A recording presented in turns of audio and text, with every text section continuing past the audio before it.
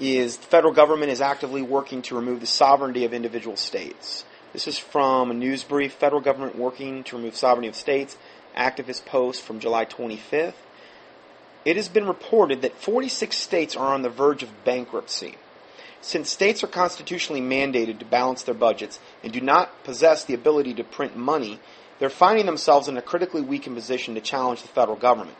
As I looked at the ease by which, and this is from Cutting Edge, they're the one putting this out, as I looked at the ease by which the federal government imposed a fascist regulatory economy using bailout money, I wondered aloud how long it would be before the same tactic was used to bring the 50 individual states under federal control. Apparently, now remember, that's what we're moving toward. We're moving away from like local, state, sheriff, that type of to a federal and then a global control. Okay, that's why they're trying to do this. I wondered aloud how long it would be before the same tactic was used to bring the 50 individual states under federal control. Apparently, that is the next big shoe to fall.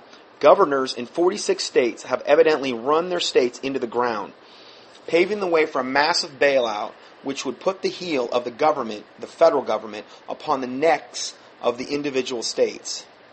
Now let us return to the featured article to remind ourselves how the Constitution set up the division of power between states and the federal government.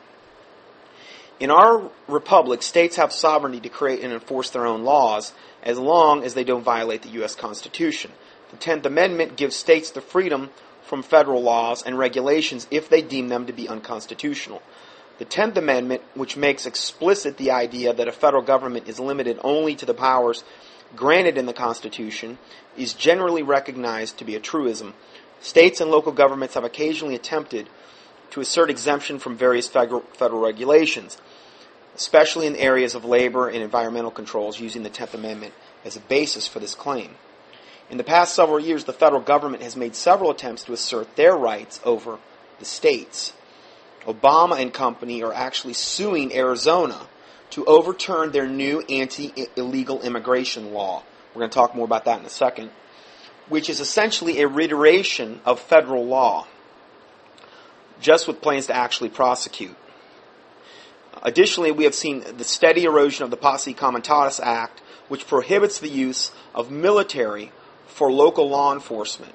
Stories of active military and the National Guard helping local law enforcement on operations as routine as random as traffic checkpoints and local crimes such as illegal gun and drug searches are becoming everyday news. Again, a clear violation of the 10th Amendment.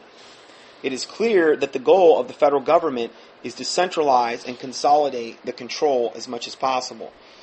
Based on the clear violations already exhibited by the federal government, we can only assume that more centralized oppression is on the way. This conclusion is exactly right.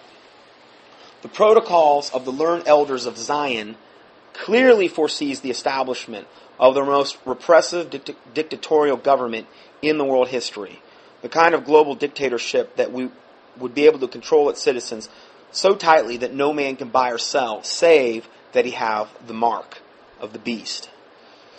That is the goal, and these recent events simply demonstrate how close we are to achieving that final Antichrist agenda. And Doc Marquis just came out with a whole DVD series you can get up on Cutting Edge on this Protocols of the Learned Elders of Zion, which, again, I don't have time to get into that today, but it's a very, very interesting study.